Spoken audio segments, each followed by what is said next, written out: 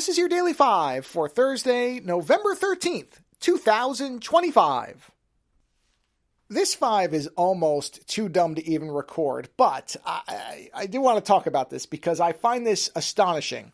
And of course, this could all suddenly be denied or end up not being true in hours after this post. But apparently, for those of you who may not know, the James Bond franchise, IP, licensing, whatever, has been acquired by Amazon for their, I believe they own MGM, which is part of this, and they want to make more Bond films. But apparently, there are reports that the writers that they have, I assume they're consulting, have hired whatever, or internally, are struggling with trying to figure out how to bring the character back because the Daniel Craig variation died in the last film. And so they're not sure how to resurrect the character. And if that sentence sounds incredibly dumb to you, I agree. And I'm sure, I've not looked anywhere else, but I am sure there are many other people saying the same thing I'm about to say here, which is, why do you need any reason to bring the character back? Why don't you just keep going with the films with a new actor, which you surely will have to get anyway, and just keep going? It is sort of astonishing to me that people actually think this is supposed to be the same character. Now, I don't care whether that was the intention or not, but there's no way that anybody is going to watch these movies and think these are all the same character. They're very different in ways that don't make any sense unless we are supposed to believe that in between each of the actors changing before now, James Bond had a head-on collision every time, which changed drastic aspects of not only his physical appearance, but his personality, his way of speaking, and how he solved problems. These are not subtle differences. We're not talking about the fact that they brought in somebody who was similar and then had the character keep going as if they always had.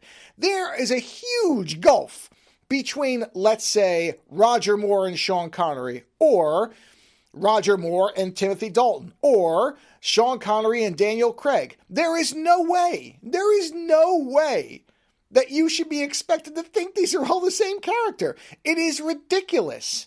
The only thing that's ever made sense about this franchise is that this is a name and a number that are assigned to a specific agent, and that there is nothing really special about the name or the number, except that it happens to be free and available for the next person working for the, MI6. Right? That's it. There's no other, the idea that they are struggling with this, why not actually use it as a perfect way to codify that of course it's not the same person? Does that make the ages go up and down? The physicality is all over the place. They don't look at all alike. They don't speak in any way that shows consistency. It is baffling that they're still trying to cling to this idea. It is something that, may have made sense at one point, but even Doctor Who has given up never had it. When they changed actors, they just said, no, it's a new Doctor, it's reformed. So why would they try to make it that this is the same person? It's just so odd. Because I don't even think there's a demand for that. Are we really worried about the canon of James Bond? Is that something even the Daniel Craig version rejected the most minor detail, which is the idea of the martini being shaken and not stirred. It's not like they've really clung to this. They have kind of laughed at it throughout the series. So I can only think that this is either not really true, that they're not really struggling, or that early on there was some discussion on, do we want to make this a continuation and explain that James Bond, the character, didn't die, and they realized they couldn't make it work, and they've now moved on. I really cannot believe that they are trying to actually cling to this idea that this is the same person. Now, I'll admit, I'm not the biggest James Bond fan in the world. I like the movies. I tend to have favorites, but I'm not a diehard James Bond person.